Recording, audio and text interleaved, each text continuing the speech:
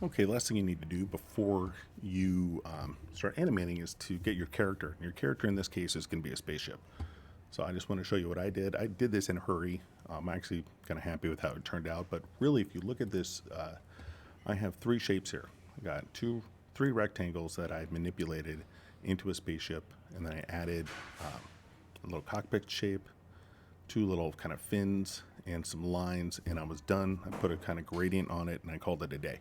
So you can do that. Don't go crazy on your spaceship. So again, I would, if I was going to do another spaceship, I just add a layer,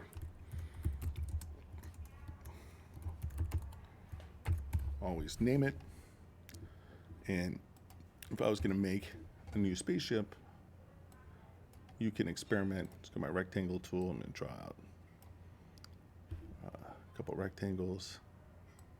In this case, I can duplicate them or not. There's my basic shape, right? Now, before I do anything, what do I want to do? I want to modify and turn this into a symbol, graphic symbol. And now I can, it's a symbol, I got my blue bounding box, I can double click, and now I can go in and I'm just messing around with this spaceship. So now, a couple things I could do. If I wanted to drag this out, I could, this is how I made my nose be so pointy. Just kind of, there you go. Happy with that. I can go here and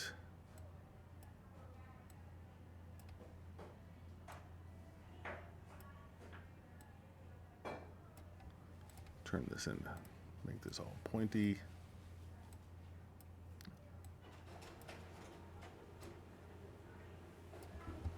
You get the general idea. I can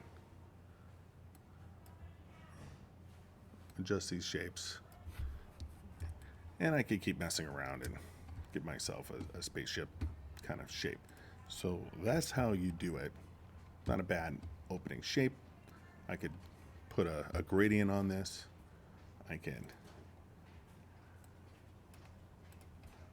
make sure I'm doing this with black. Stick a, what am I doing? I want this to be an oval. And kind of put a cockpit on there, and now I could manipulate this cockpit.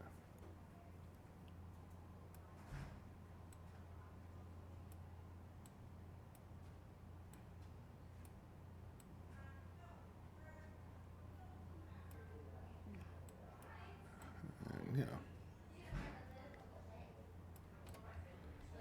you get the idea. So go nuts on your spaceship, but do it on a separate layer. I mean, it's a separate symbol.